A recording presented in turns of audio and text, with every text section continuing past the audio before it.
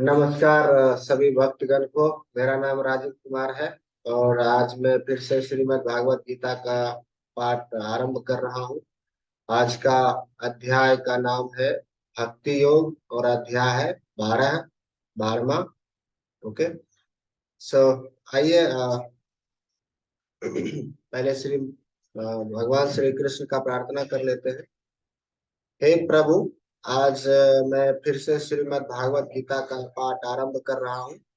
आप आपसे मैं प्रार्थना करता हूं कि आप हमें सहायता करें। श्रीमद् भागवत गीता के इस अध्याय के श्लोक का पाठ अच्छे से करूं, उसका अर्थ अच्छे से समझूं, उसका तात्पर्य अच्छे से समझूं और इस श्रीमद् भागवत गीता के दिव्य ज्ञान का अपने जीवन में लाभ उठाऊं। जय श्री कृष्ण। हरे कृष्ण हरे राम जय श्री कृष्ण। आइए आरंभ करते हैं। इस अध्याय का नाम है भक्ति योग। यहाँ पर अर्जुन भगवान कृष्ण से इस श्लोक के माध्यम से कहते हैं, एवं सतत युक्ता ये भक्ता अस्त्वम पायुपासते ये चाप्यक्षर म व्यक्तम तेषाम के योग वित्तम। आइए, यहाँ पर अर्जुन ने पूछा भगवान श्री कृष्ण से कि जो आपकी सेवा में सदैव तत्पर रहते हैं या जो अव्यक्त निर्विशेष ब्रह्म की पूजा करते हैं, इन दोनों में से किसे अधिक पूर्ण सिद्ध माना जाए। आइए इस श्लोक का तात्पर्य समझते हैं। अब तक कृष्ण साकार निराकार एवं सर्वव्यापकत्व को समझा चुके हैं और सभी प्रकार के भक्तों और योगियों का भी वर्णन कर चुके हैं। सामान्यतः अध्यात्मवादियों को दो श्रेणियों में विभाजित किया जा सकता है, निर्विशेषवादी तथा सगुणवादी। सगुणवादी भक्त अपनी सारी शक्ति से परमेश्वर का सेवा करता है। समझ लीजिएगा। निर्विशेषवादी भी कृष्ण की सेवा करता है, किंतु प्रत्यक्ष रूप से न करके वह अप्रत्यक्ष निर्विशेष ब्रह्म का ध्यान करता है। इस अध्याय में हम देखेंगे कि परम सत्य की अनुभूति की विभिन्न विधियों में भक्ति योग सर्वोत्कृष्ट है। यदि कोई भगवान का सानिध्य चाहता है तो उसे भक्ति करनी चाहिए। जो लोग भक्ति के द्वारा परमेश्वर की प्रत्यक्ष सेवा करते हैं वे सगुणवादी कहलाते हैं। जो लोग निर्विशेष ब्रह्म का ध्यान करते हैं वे निर्विशेषवादी कहलाते हैं। यहाँ पर अर्जुन पूछता है कि इन दोनों में से कौन श्रेष्ठ है। यद्यपि परम सत्य के साक्षात्कार के अनेक साधन हैं, किंतु इस अध्याय में कृष्ण भक्ति योग को सबों में श्रेष्ठ बताते हैं। यह सर्वाधिक प्रत्यक्ष है और ईश्वर का सानिध्य प्राप्त करने के लिए सबसे सुगम साधन है। आइए, भागवत गीता के द्वितीय अध्याय में भगवान ने बताया है कि जीव भौतिक शरीर नहीं है, वह आध्यात्मिक स्फुलिंग है और परम सत्य परम पूर्ण है। 7वें अध्याय में उन्होंने जीव को परम पूर्ण का अंश बताते हुए पूर्ण पर ही ध्यान लगाने की सलाह दी है। पुनः 8वें अध्याय में कहा है कि जो मनुष्य भौतिक शरीर का त्याग करते नहीं, त्याग करते समय कृष्ण का ध्यान करता है, वह कृष्ण के धाम को तुरंत चला जाता है। वही यही नहीं, 6ठे अध्याय के अंत में भगवान स्पष्ट कहते हैं कि योगियों में से जो भी अपने अंतःकरण में निरंतर कृष्ण का चिंतन करता है वही परम सिद्ध माना जाता है। इस प्रकार प्रायः प्रत्येक अध्याय का यही निष्कर्ष है कि मनुष्य को कृष्ण के स्मरण के रूप में, क्षमा कीजिएगा, कृष्ण के सगुण के रूप में प्रति अनिरुक्त होना चाहिए, क्योंकि वही चरम आत्म साक्षात्कार है। इतने पर भी ऐसे लोग हैं जो कृष्ण की साकार रूप के प्रति अनुरक्त नहीं रहते हैं, वे दृढ़ता पूर्वक विलग रहते हैं। यहाँ तक कि भागवत गीता की टीका करते हुए भी वे अन्य लोगों को कृष्ण से हटाना चाहते हैं और उनकी सारी भक्ति निर्विशेष ब्रह्म ज्योति की ओर मोड़ते हैं। वे परम सत्य के उस निराकार रूप का ही ध्यान करना श्रेष्ठ समझते हैं, मानते हैं, जो इंद्रियों की पहुंच के परे है और तथा अप्रकाट्य है। इस तरह सचमुच में आध्यात्मवादियों की दो श्रेणियां। अब अर्जुन अर्जुन यह निश्चित कर लेना चाहता है कि कौन सी विधि सुगम है और इन दोनों श्रेणियों में कौन सा सर्वाधिक पूर्ण है। दूसरे शब्दों में वह अपनी स्थिति स्पष्ट कर लेना चाहता है, क्योंकि वह कृष्ण के सगुण रूप के प्रति अनुरक्त है। वह निराकार ब्रह्म के प्रति आसक्त नहीं है। वह जान लेना चाहता है कि उसकी स्थिति सुरक्षित तो हो। निराकार स्वरूप चाहे इस लोक में हो, चाहे भगवान के परम लोक में हो, ध्यान के लिए समस्या बना रहता है। वास्तव में कोई भी परम सत्य के निराकार रूप का ठीक से चिंतन नहीं कर सकता। अतः अर्जुन कहना चाहता है कि इस तरह से समय गंवाने से क्या लाभ। अर्जुन को 11वें अध्याय में अनुभव हो चुका है कि कृष्ण के साकार रूप के प्रति आसक्त होना श्रेष्ठ है, क्योंकि इस तरह वह एक ही समय अन्य सारे रूपों को समझ सकता है और कृष्ण के प्रति उसके प्रेम में किसी प्रकार का व्यवधान नहीं पड़ता। अतः अर्जुन द्वारा कृष्ण के इस महत्वपूर्ण प्रश्न क्षमा कीजिएगा अतः अर्जुन द्वारा कृष्ण से इस महत्वपूर्ण प्रश्न के पूछे जाने से परम सत्य के निराकार तथा साकार स्वरूपों का अंतर स्पष्ट हो जाएगा।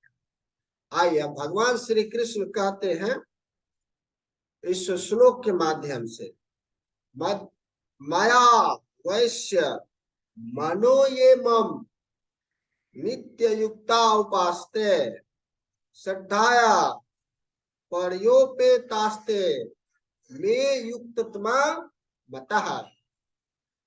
आइए यहाँ पर भगवान श्री कृष्ण अर्जुन के द्वारा पूछे गए प्रश्न का उत्तर इस श्लोक के माध्यम से दे रहे हैं।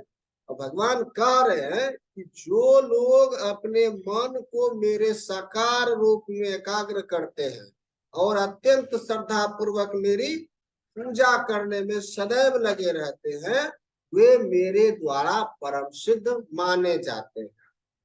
अर्जुन के प्रश्न का आइए तात्पर्य समझते हैं। अर्जुन के प्रश्न का उत्तर देते हुए कृष्ण स्पष्ट कहते हैं कि जो व्यक्ति उनके साकार रूप में अपने मन को एकाग्र करता है और जो अत्यंत श्रद्धा तथा निष्ठा पूर्वक उनको पूजता है, उसे योग में परम सिद्ध मानना चाहिए।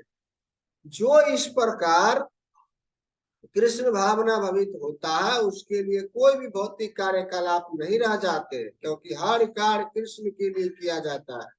शुद्ध भक्त निरंतर कार्यरत रहता है, कभी कीर्तन करता है तो कभी श्रवण करता है या कृष्ण विषय कोई पुस्तक पढ़ता है या कभी कभी प्रसाद तैयार करता है या बाजार से कृष्ण के लिए कुछ मोल लाता है या कभी मंदिर झाड़ता बुहारता है तो कभी बर्तन धोता है। वह जो कुछ भी करता है कृष्ण संबंधी कार्यों के अतिरिक्त अन्य किसी कार्य में एक क्षण भी नहीं गंवाता। ऐसा कार्य पूर्ण समाधि कहलाता है। आइए अगले श्लोक का पाठ करते हैं। ये तव क्षण मंदिरे मंदिष्य व्यक्तम पर्युपास्ते सानिध्य यमेन्द्रियग्रामम सर्वत्र संबुधाया ते प्रब्रुवन्ते ममेव सर्वभूत हिते रतः। आइए इस श्लोक का अर्थ समझते हैं। यहाँ पर भगवान श्री कृष्ण अर्जुन से इस प्रकार इस श्लोक के माध्यम से कहते हैं लेकिन जो लोग अपनी इंद्रियों को वश में करके तथा सबों के प्रति समभाव रखकर परम सत्य की निराकार कल्पना के अंतर्गत उस अव्यक्त की पूरी तरह से पूजा करते हैं जो इंद्रियों की अनुभूति के परे है, सर्वव्यापी है, अकल्पनीय है, अपरिवर्तनीय है, अचल तथा ध्रुव है। वे समस्त लोगों के कल्याण में संलग्न रहकर अंततः मुझे प्राप्त करते हैं।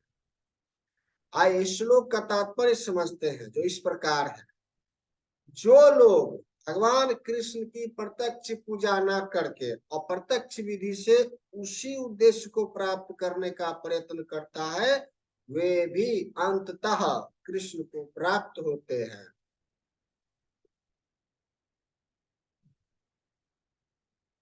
अनेक जन्मों के बाद बुद्धिमान व्यक्ति वासुदेव को ही सब कुछ जानते हुए मेरी शरण में आता है। जब मनुष्य को अनेक जन्मों के बाद पूर्ण ज्ञान होता है तो वह कृष्ण की शरण ग्रहण करता है। यदि कोई इस श्लोक में बताई गई विधि से भगवान के पास पहुंचता है तो उसे इंद्रिय निग्रह करना होता है, प्रत्येक प्राणी की सेवा करनी होती है और समस्त जीवों के कल्याण कार्य में रत होना होता है। इसका अर्थ यह हुआ कि मनुष्य को भगवान कृष्ण के पास पहुंचना ही होता है, अन्यथा पूर्ण साक्षात्कार नहीं हो पाता। प्रायः भगवान की शरण में जाने के पूर्व पर्याप्त तपस्या करनी होती है। आत्मा के भीतर परमात्मा का दर्शन करने के लिए मनुष्य को देखना, सुनना, स्वाद लेना, कार्य करना आदि इंद्रिय कार्यों को बंद करना होता है। तभी वह यह जान पाता है कि परमात्मा सर्वत्र विद्यमान है। ऐसी अनुभूति होने पर वह किसी जीव से ईर्ष्या नहीं करता। उसे मनुष्य तथा पशु में कोई अंतर नहीं दिखता, क्योंकि वह केवल आत्मा का दर्शन करता है, बाह्य आवरण का नहीं। लेकिन सामान्य व्यक्ति के लिए निराकार अनुभूति की यह विधि अत्यंत कठिन सिद्ध होती है। आइए अगले श्लोक का पाठ करते हैं। किल्सोधिकतरस्ते सामव्य व्यक्ता सतक चेतसाम अव्यक्ता ही गति दुख देह व्याप्त। आइए श्लोक का अर्थ समझते हैं। जिन लोगों के मन में परमेश्वर के अव्यक्त निराकार स्वरूप के प्रति आसक्त हैं, उनके लिए प्रगति कर पाना अत्यंत कष्टप्रद है। देहधारियों के लिए उस क्षेत्र में प्रगति कर पाना सदैव दुष्कर होता है। आइए श्लोक का तात्पर्य समझते हैं। आध्यात्मवादियों का समूह जो परमेश्वर के अचिंत्य अव्यक्त निराकार स्वरूप के पथ का अनुसरण नहीं करता, ज्ञान योगी कहलाता है। और जो व्यक्ति भगवान की भक्ति में रक्त रहकर पूर्ण कृष्ण भावनामृत में रहते हैं, वे भक्ति योगी कहलाते हैं। यहाँ पर ज्ञान योग तथा भक्ति योग में निश्चित अंतर बताया गया है। ज्ञान योग का पथ यद्यपि मनुष्य को उसी लक्ष्य तक पहुंचाता है, किंतु है अत्यंत कष्टकारक, जबकि भक्ति योग भगवान की प्रत्यक्ष सेवा होने के कारण सुगम है और देहधारी के लिए स्वाभाविक भी है। जीव अनादि काल से देहधारी है। सैद्धांतिक रूप से उसके लिए यह समझ पाना अत्यंत कठिन है कि यह वह शरीर नहीं है। अतः भक्ति योगी कृष्ण के विग्रह को पूज्य मानता है, क्योंकि उसके मन में कोई न कोई शारीरिक बोध रहता है जिसे इस रूप में प्रयुक्त किया जा सकता है। निसंदेह मंदिर में परमेश्वर के स्वरूप की पूजा मूर्ति पूजा नहीं है। वैदिक साहित्य में साक्ष्य मिलता है कि पूजा सगुण तथा निर्गुण हो सकती है। मंदिर में विग्रह पूजा सगुण पूजा है, क्योंकि भगवान को भौतिक गुणों के द्वारा प्रदर्शित किया जाता है। लेकिन भगवान के स्वरूप को चाहे पत्थर, लकड़ी या तेल चित्र जैसे भौतिक गुणों द्वारा क्यों न व्यक्त किया जाए, वह वास्तव में भौतिक नहीं होता। परमेश्वर की यही परम प्रकृति है। यहाँ पर एक मोटा उदाहरण दिया जा सकता है। सड़कों के किनारे पत्र पीठिकाएं होती हैं, जिनमें यदि हम अपने पत्र डाल दें तो वे बिना किसी कठिनाई के अपने गंतव्य स्थान पर पहुंच जाते हैं। लेकिन यदि कोई ऐसी पुरानी पेटिका या उसकी अनुकृति कहीं दिखे जो डाकघर द्वारा स्वीकृत ना हो, तो उससे वही कार्य नहीं हो सकेगा। उसी प्रकार ईश्वर ने विग्रह रूप में, जिसे आचार विग्रह कहते हैं, अपना प्रमाणिक वैध स्वरूप बना रखा है। यह आचार विग्रह परमेश्वर का अवतार होता है। ईश्वर इसी स्वरूप के माध्यम से सेवा स्वीकार करते हैं। भगवान सर्वशक्तिमान है, अतएव वे आचार विग्रह रूपी अपने अवतार से भक्त की सेवाएं स्वीकार कर सकते हैं, जिससे बद्ध जीवन वाले मनुष्य की सुविधा हो। इस प्रकार भक्त को भगवान के पास सीधे और तुरंत ही पहुंचने में कोई कठिनाई नहीं होती। लेकिन जो लोग आध्यात्मिक साक्षात्कार के लिए निराकार विधि का अनुसरण करते हैं, उनके लिए यह मार्ग कठिन है। उन्हें उपनिषदों जैसे वैदिक साहित्य के माध्यम से अव्यक्त स्वरूप को समझना होता है। उन्हें भाषा सीखनी होती है, इंद्रियातीत अनुभूतियों को समझना होता है और इन समस्त विधियों का ध्यान रखना होता है। यह सब एक सामान्य व्यक्ति के लिए सुगम नहीं होता। कृष्ण भावनामृत में भक्तिरत मनुष्य गुरु के पथ प्रदर्शन द्वारा, मात्र आचार विग्रह के नियमित नमस्कार द्वारा, मात्र भगवान की महिमा के श्रवण द्वारा तथा मात्र भगवान पर चढ़ाए गए उच्छिष्ट भोजन को खाने से भगवान को सरलता से समझ लेता है। इसमें तनिक भी संदेह नहीं है कि निर्विशेषवादी व्यर्थ ही कष्टकारक पथ को ग्रहण करते हैं, जिसमें अंततः परम सत्य का साक्षात्कार संदिग्ध बना रहता है। किंतु सगुणवादी बिना किसी संकट, कष्ट या कठिनाई के भगवान के पास सीधे पहुंच जाते हैं। ऐसा ही संदर्भ श्रीमद् भागवत गीता में पाया जाता है। वहां यह कहा गया है, यदि अंततः भगवान की शरण में जाना ही है, तो इस शरण जाने की क्रिया को भक्ति कहते हैं। तो यदि कोई ब्रह्म क्या है और क्या नहीं है, इसी को समझने का कष्ट आजीवन उठाता रहता है, तो इसका परिणाम अत्यंत कष्टकारक होता है। अतएव यहाँ पर यह उपदेश दिया गया है कि आत्म साक्षात्कार के इस कष्टप्रद मार्ग को ग्रहण नहीं करना चाहिए, क्योंकि अंतिम फल अनिश्चित रहता है। आइए, जीव शाश्वत रूप से विशिष्ट आत्मा है, और यदि यह आध्यात्मिक पूर्ण में तदाकार होना चाहता है, तो वह अपनी मूल प्रकृति के शाश्वत सत्य या ज्ञेय चित्त पथों का साक्षात्कार तो कर सकता है, लेकिन आनंदमय अंश की प्राप्ति नहीं हो पाती। ऐसा अध्यात्मवादी जो ज्ञान में अत्यंत विद्वान होता है, किसी भक्त के अनुग्रह से भक्ति योग को प्राप्त होता है। उस समय निराकारवाद का दीर्घ अभ्यास कष्ट का कारण बन जाता है, क्योंकि वह उस विचार को त्याग नहीं पाता। अतएव देहधारी जीव अभ्यास के समय या साक्षात्कार के समय अव्यक्त की प्राप्ति में सदैव कठिनाइयों में पड़ जाता है।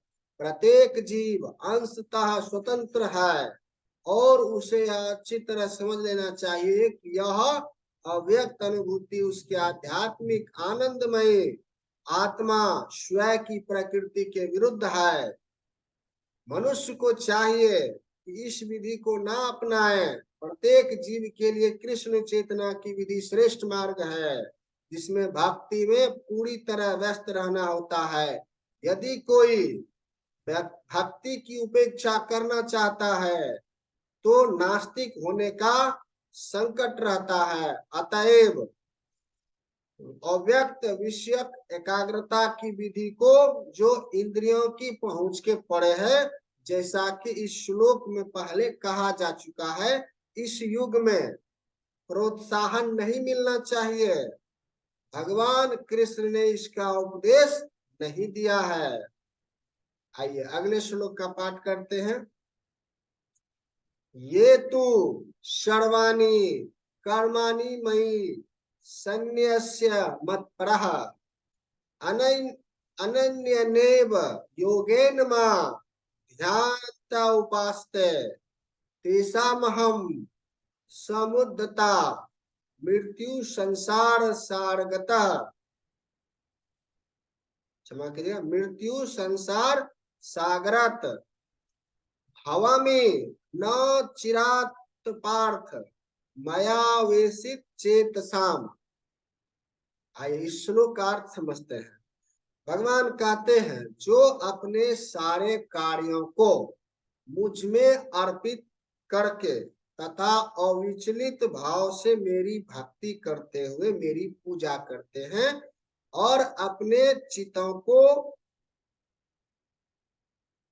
मुझ पर स्थिर करके निरंतर मेरा ध्यान करते हैं, उनके लिए हे पार्थ, मैं जन्म मृत्यु के सागर से शीघ्र उद्धार करने वाला हूँ। उद्धार करने वाला हूँ। आइए इस श्लोक का तात्पर्य समझते हैं। यहाँ पर भगवान अर्जुन से कहते हैं इस प्रकार, यहाँ यह स्पष्ट कहा गया है कि भक्त जन अत्यंत भाग्यशाली है कि भगवान उनका इस भव सागर से तुरंत ही उद्धार कर देते हैं। शुद्ध भक्ति करने पर मनुष्य को इसकी अनुभूति होने लगती है कि ईश्वर महान है और जीवात्मा उनके अधीन है। उसका कर्तव्य है कि वह भगवान की सेवा करे, और यदि वह ऐसा नहीं करता तो उसे माया की सेवा करनी होगी। जैसा पहले कहा जा चुका है कि केवल भक्ति से परमेश्वर को जाना जा सकता है। अतएव मनुष्य को चाहिए कि वह पूर्ण रूप से भक्त बने। भगवान को प्राप्त करने के लिए वह अपने मन को कृष्ण में पूर्णतया एकाग्र करे। वह कृष्ण के लिए ही कर्म करे, चाहे वह जो भी कर्म करे, लेकिन वह कर्म केवल कृष्ण के लिए होना चाहिए। भक्ति का यही आदर्श है। भक्त भगवान को प्रसन्न करने के अतिरिक्त और कुछ भी नहीं चाहता। उसके जीवन का उद्देश्य कृष्ण को प्रसन्न करना होता है और कृष्ण की दृष्टि के लिए, क्षमा कीजिएगा, तुष्टि के लिए वह सब कुछ उत्सर्ग कर सकता है। जिस प्रकार अर्जुन ने कुरुक्षेत्र के युद्ध में किया था, यह विधि अत्यंत सरल है। मनुष्य अपने कार्यों में लगा रहकर हरे कृष्ण महामंत्र का कीर्तन कर सकता है। ऐसे दिव्य कीर्तन से भक्त भगवान के प्रति आकृष्ट हो जाता है। यहाँ पर भगवान वचन देते हैं कि वे ऐसे शुद्ध भक्त का तुरंत ही भव सागर से उद्धार कर देंगे। जो योगाभ्यास में बढ़े चढ़े हैं, वे योग द्वारा अपनी आत्मा को इच्छानुसार किसी भी लोक में ले जा सकते हैं, और ये अन्य लोग इस अवसर को विभिन्न प्रकार से उपयोग में लाते हैं। लेकिन जहां तक भक्त का संबंध है, उसके लिए यहाँ स्पष्ट कहा गया है कि स्वयं भगवान ही उसे ले जाते हैं। भक्त को वैकुंठ जाने के पूर्व अनुभवी बनने के लिए प्रतीक्षा नहीं करनी पड़ती। वराह पुराण में एक श्लोक आया है जो इस प्रकार है, नयामि परम स्थानम चिरादि गतिम बिना गरुड़ स्कंद मारोप्य यथेच्छमानी वरितः। तात्पर्य यह है कि वैकुंठ लोक में आत्मा को ले जाने के लिए भक्त को अष्टांग योग साधने की आवश्यकता नहीं है। इसका भार भगवान स्वयं अपने ऊपर लेते हैं। वे यहाँ पर स्पष्ट कह रहे हैं, वे स्वयं ही उद्धारक बनते हैं। बालक अपने माता पिता द्वारा अपने आप रक्षित होता रहता है, जिससे उसकी स्थिति सुरक्षित रहती है। इसी प्रकार भक्त को योगाभ्यास द्वारा अन्य लोकों में जाने के लिए प्रयत्न करने की आवश्यकता नहीं होती है, अपितु भगवान को अपने अनुग्रहवश स्वयं ही अपने पक्षी वाहन गरुड़ पर सवार होकर तुरंत आते हैं और भक्त को भव सागर से उबार लेते हैं। कोई कितना ही कुशल तैराक क्यों ना हो और कितना ही प्रयत्न क्यों ना करे, किंतु समुद्र में गिर जाने पर वह अपने को बचा नहीं सकता। किंतु यदि कोई आकर उसे जल से बाहर निकाल ले तो वह आसानी से बच जाता है। इसी प्रकार भगवान भक्त को इस भवसागर से निकाल लेते हैं। मनुष्य को केवल कृष्ण भावनामृत की सुगम विधि का अभ्यास करना होता है और अपने आप को अनन्य भक्ति में प्रवृत्त करना होता है। किसी भी बुद्धिमान व्यक्ति को चाहिए कि वह अन्य समस्त मार्गों की अपेक्षा भक्ति योग को चुने। नारायणी में इसकी पुष्टि इस प्रकार हुई है इस श्लोक के माध्यम से। यावे साधन संपत्ति पुरुषार्थ चतुष्टये तया विना तदान तदा पनेति नरो नारायण श्रह।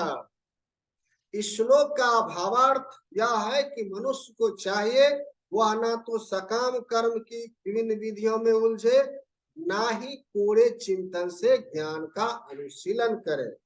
जो परम भगवान की भक्ति में लीन है वह उन समस्त लक्ष्यों को प्राप्त करता है जो अन्य योग विधियों, चिंतन, अनुष्ठानों, यज्ञों, दान पुण्य आदि से प्राप्त होने वाले हैं। भक्ति का यही विशेष वरदान है। केवल कृष्ण के पवित्र नाम हरे कृष्ण कृष्ण कृष्ण हरे हरे, हरे राम राम राम हरे हरे का कीर्तन करने से ही भक्त सरलता तथा सुख पूर्वक परम धाम को पहुंच सकता है। लेकिन इस धाम को अन्य किसी धार्मिक विधि द्वारा प्राप्त नहीं किया जा सकता। भागवत गीता का निष्कर्ष 18वें अध्याय में इस प्रकार व्यक्त हुआ है। सर्वधर्माना परित्याज्य मामेकं शरणं व्रज अहम त्वं सर्व पापेभ्यो मोक्षयिष्यामि मा शुचः। आत्म साक्षात्कार की अन्य समस्त विधियों को त्याग कर केवल कृष्ण भावनामृत में भक्ति संपन्न करनी चाहिए। इससे जीवन की चरम सिद्धि प्राप्त की जा सकती है। मनुष्य को चाहिए अपने गत जीवन के पाप कर्मों पर विचार करने की आवश्यकता नहीं रह जाती, क्योंकि उसका उत्तरदायित्व भगवान अपने ऊपर ले लेते हैं। अतएव मनुष्य को व्यर्थ में ही आध्यात्मिक अनुभूति में अपने उद्धार का प्रयत्न नहीं करना चाहिए। प्रत्येक व्यक्ति को चाहिए कि वह परम शक्तिमान ईश्वर कृष्ण की शरण ग्रहण करे। यही जीवन की सर्वोच्च सिद्धि है। आइए अगले श्लोक का पाठ करते हैं। मयेव मन आध तो स्व मयि बुद्धिम निवेश निवसियसि मयेव अत धर्म न संशय। आइए भगवान श्री कृष्ण अर्जुन से इस प्रकार कहते हैं, मुझ भगवान में अपने चित्त को स्थिर करो और अपनी सारी बुद्धि मुझ में लगाओ। इस प्रकार तुम निसंदेह मुझे सदैव क्षमा कीजिएगा, मुझ में सदैव वास करोगे। जो, आइए इसका तात्पर्य समझते हैं। जो भगवान कृष्ण की भक्ति में रत रहता है उसका परमेश्वर के साथ प्रत्यक्ष संबंध होता है। अतएव इसमें किसी प्रकार के संदेह नहीं है कि प्रारंभ से ही उसकी स्थिति दिव्य होती है। भक्त कभी भौतिक धरातल पर नहीं रहता, वह सदैव कृष्ण में वास करता है। भगवान का पवित्र नाम तथा भगवान अभिन्न है। अतः जब भक्त हरे कृष्ण कीर्तन करता है तो कृष्ण तथा उनकी अंतरांग शक्ति भक्त की जिह्वा पर नाचते रहते हैं। जब वह कृष्ण को भोग चढ़ाता है तो कृष्ण प्रत्यक्ष रूप से उसे ग्रहण करते हैं और इस तरह भक्त इस उचिष्ट जूठन को खाकर कृष्णमय हो जाता है। जो इस प्रकार सेवा में नहीं लगता वह नहीं समझ पाता कि यह सब कैसे होता है। यद्यपि भागवत गीता तथा अन्य वैदिक ग्रंथों में इसी विधि का संस्तुति की गई है। आइए अगले श्लोक का पाठ करते हैं। अथ चिंतन समाधातुम न शकोनिषि मयि स्थिरम अभ्यास योगेन ततो ममी चासु धनंजय। आइए श्लोक का अर्थ समझते हैं। यहाँ पर भगवान श्री कृष्ण अर्जुन से कहते हैं इस प्रकार श्लोक के माध्यम से, हे अर्जुन, हे धनंजय, यदि तुम अपने चित्त को अविचल भाव से मुझ पर स्थिर नहीं कर सकते तो तुम भक्ति योग के विधि विधानों का पालन करो। इस प्रकार तुम मुझे प्राप्त करने की चाह उत्पन्न करो। इस श्लोक में भक्ति योग की दो पृथक पृथक विधियां बताई गई है। पहली विधि उस व्यक्ति पर लागू होती है जिसने दिव्य प्रेम द्वारा भगवान कृष्ण के प्रति वास्तविक आसक्ति उत्पन्न कर ली है। दूसरी विधि उसके लिए है जिसने इस प्रकार से भगवान कृष्ण के प्रति आसक्ति नहीं उत्पन्न की है। इस द्वितीय श्रेणी के लिए नाना प्रकार के विधि विधान हैं जिनका पालन करके मनुष्य अंततः कृष्ण आसक्ति अवस्था को प्राप्त हो सकता है। भक्ति योग इंद्रियों का परिष्कार संस्कार है। संसार में इस सारी, क्षमा कीजिएगा, संसार में इस समय सारी इंद्रियां सदा अशुद्ध हैं क्योंकि वे इंद्रिय तृप्ति में लगी हुई हैं। लेकिन भक्ति योग के अभ्यास से ये इंद्रियां शुद्ध हो सकती है और शुद्ध हो जाने पर वे परमेश्वर के सीधे संपर्क में आती है। इस संसार में रहते हुए भी, क्षमा कीजिएगा, इस संसार में रहते हुए मैं किसी अन्य स्वामी की सेवा में रत हो सकता हूं, लेकिन मैं सचमुच उसी प्रेम पूर्ण सेवा, क्षमा कीजिएगा, उसकी प्रेम पूर्ण सेवा नहीं करता। मैं केवल धन पाने के लिए सेवा करता हूं और वह स्वामी भी मुझसे प्रेम नहीं करता है। वह मुझसे सेवा कराता है और मुझे धन देता है। अतएव प्रेम का प्रश्न ही नहीं उठता। लेकिन आध्यात्मिक जीवन के लिए मनुष्य को प्रेम की शुद्ध अवस्था तक ऊपर उठना होता है। यह प्रेम अवस्था इन्हीं इंद्रियों के द्वारा भक्ति के अभ्यास से प्राप्त की जा सकती है। यह ईश्वर प्रेम अभी प्रत्येक हृदय में सुप्त अवस्था में है। यहाँ पर यह ईश्वर प्रेम अनेक रूपों में प्रकट होता है, लेकिन भौतिक संगति में दूषित हो जाता है।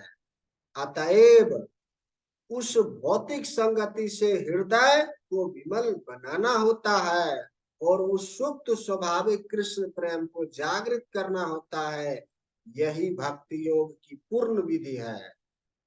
भक्ति योग के विधि विधानों का अभ्यास करने के लिए मनुष्य को किसी सुविज्ञ गुरु के मार्गदर्शन में कतिपय नियमों का पालन करना होता है। यथा ब्रह्म मुहूर्त में जागना, स्नान करना, मंदिर में जाना तथा प्रार्थना करना एवं हरे कृष्ण कीर्तन करना, फिर आचार विग्रह पर चढ़ाने के लिए फूल चुनना, आचार विग्रह पर भोग चढ़ाने के लिए भोजन बनाना, प्रसाद ग्रहण करना आदि ऐसे अनेक विधि विधान हैं जिनका पालन आवश्यक है। मनुष्य को शुद्ध भक्तों से नियमित रूप से भागवत गीता तथा श्रीमद् भागवत सुनना चाहिए। इस अभ्यास में कोई भी ईश्वर प्रेम के स्तर तक उठ सकता है और तब भागवत धाम तक उसका पहुंचना ध्रुव है। विधि विधानों के अंतर्गत गुरु के आदेशानुसार भक्ति योग का यह अभ्यास करके मनुष्य निश्चय ही भागवत प्रेम की अवस्था को प्राप्त हो सकेगा। आइए अगले श्लोक का पाठ करते हैं। अभ्यासे प्यासमर्थोषि मत कर्म परमो भवः मद थर्तमापि कर्माणि कुवर्ण सिद्धिम वापस्यासि। यहाँ पर भगवान श्री कृष्ण अर्जुन से कहते हैं, यदि तुम भक्ति योग के विधि विधानों का भी अभ्यास नहीं कर सकते तो मेरे लिए कर्म करने का प्रयत्न करो, क्योंकि मेरे लिए कर्म करने से तुम पूर्ण अवस्था यानी सिद्धि को प्राप्त होगे।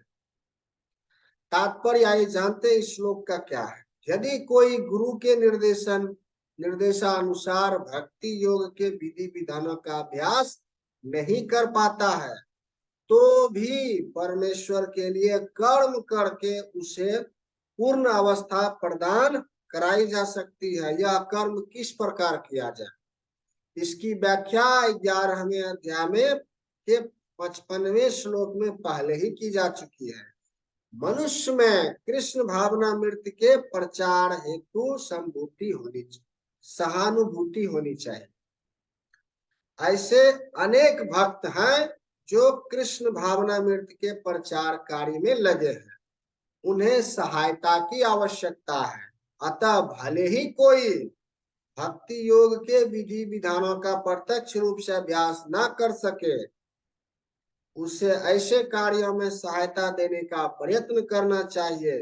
प्रत्येक प्रकार के प्रयास में भूमि, पूंजी, संगठन तथा धन की आवश्यकता होती है। जिस प्रकार किसी व्यापार में रहने के लिए स्थान उपयोग के लिए कुछ पूंजी, कुछ श्रम तथा विस्तार करने के लिए कुछ संगठन चाहिए, उसी प्रकार कृष्ण सेवा के लिए भी इनकी आवश्यकता होती है। अंतर केवल इतना ही होता है कि भौतिकवाद में मनुष्य इंद्र तृप्ति के लिए सारा कार्य करता है, लेकिन यही कार्य कृष्ण की तुष्टि के लिए किया जा सकता है। यही दिव्य कार्य है। यदि किसी के पास पर्याप्त धन है तो वह कृष्ण भावना मृत्यु के प्रचार के लिए कोई कार्यालय अथवा मंदिर निर्मित कराने में सहायता कर सकता है, अथवा वह प्रकाशन में सहायता पहुंचा सकता है। कर्म के विविध क्षेत्र हैं और मनुष्य को ऐसे कार्यों में रुचि लेनी चाहिए, ऐसे कर्मों में रुचि लेनी चाहिए। यदि कोई अपने कर्मों के फल को नहीं त्याग सकता तो कम से कम उसका कुछ प्रतिशत कृष्ण भावना मृत्यु के प्रचार में तो लगा ही सकता है। इस प्रकार कृष्ण भावना मृत्यु की दिशा में स्वेच्छा से सेवा करने से व्यक्ति भागवत प्रेम की उच्चतर अवस्था को प्राप्त हो सकेगा, जहां उसे पूर्णता प्राप्त हो सकेगी। आइए अगले श्लोक का पाठ करते हैं। अथेद दाप्य सप्तोषी कतुर मधोगमाश्रिता सर्व कर्म फल त्यागम ततः कुरु यतात्मवान। आए भगवान श्री कृष्ण अर्जुन से इस प्रकार कहते हैं, किंतु यदि तुम मेरे इस भावना मृत्यु में कर्म करने में असमर्थ हो तो तुम अपने कर्म के समस्त फलों का त्याग कर कर्म करने का आत्म स्थित होने का प्रयत्न करो। आइए तात्पर्य जानते हैं। हो सकता है कि कोई व्यक्ति सामाजिक, पारिवारिक या धार्मिक कारणों से या किसी अन्य अवरोधों के कारण कृष्ण भावनामृत के कार्यकलापों के प्रति सहानुभूति तक दिखा पाने में अक्षम रहे। यदि वह अपने को प्रत्यक्ष रूप से इन कार्यकलापों के प्रति जोड़ ले तो हो सकता है कि पारिवारिक सदस्य विरोध करें या अन्य कठिनाइयां उठ खड़ी हो। जिस व्यक्ति के साथ ऐसी समस्या लगी हो उसे यह सलाह दी जाती है कि वह अपने कार्यकलापों के संचित फल को किसी शुभ कार्य में लगा दे। ऐसी विधियां वैदिक नियमों में वर्णित हैं। ऐसे अनेक यज्ञों तथा पुण्य कार्यों अथवा विशेष कार्यों के वर्णन हुए हैं जिनमें अपने पिछले कार्यों के फलों की प्रयुक्ति किया जा सकता है। इससे मनुष्य धीरे धीरे ज्ञान के स्तर तक उठ सकता है। ऐसा भी पाया गया है कि कृष्ण भावनामृत के कार्यकलापों में रुचि न रहने पर जब भी मनुष्य किसी अस्पताल या किसी सामाजिक संस्था को दान देता है वह अपने कार्यकलापों की गाढ़ी कमाई का परित्याग करता है। यहाँ पर इसकी भी संतुष्टि की गई है, क्योंकि अपने कार्यकलापों के फल के परित्याग के अभ्यास से ही मनुष्य कर्मशः अपने मन को स्वच्छ बनाता है और उस विमल मन स्थिति में वह कृष्ण भावनामृत को समझने में समर्थ होता है। कृष्ण भावनामृत किसी अन्य अनुभव पर आश्रित नहीं होता, क्योंकि कृष्ण भावनामृत स्वयं मन की विमल बनाने वाला है। क्षमा कीजिएगा, मन को विमल बनाने वाला है। किंतु यदि कृष्ण भावनामृत को स्वीकार करने में किसी प्रकार का अवरोध हो तो मनुष्य को चाहिए कि अपने कर्म फल का परित्याग करने का प्रयत्न करे। ऐसी दशा में समाज सेवा, समुदाय सेवा, राष्ट्रीय सेवा, देश के लिए उत्सर्ग आदि कार्य स्वीकार किए जा सकते हैं, जिससे एक दिन मनुष्य भगवान की शुद्ध भक्ति को प्राप्त हो सके। भागवत गीता में ही कहा गया है, यथा प्रवृत्ति भूतानाम, यदि कोई परम कारण के लिए उत्सर्ग करना चाहे तो भले ही वह यह न जाने कि वह परम कारण कृष्ण है, फिर भी वह कर्म से यज्ञ विधि से समझ जाएगा कि वह परम कारण कृष्ण ही है। आइए आज का पाठ यहीं पर संपन्न करते हैं। आगे का पाठ कल यहाँ से आरंभ करेंगे। फिर उससे आरंभ आइए थोड़ा सा आज जो है यहाँ से आगे कल इसका पाठ करेंगे।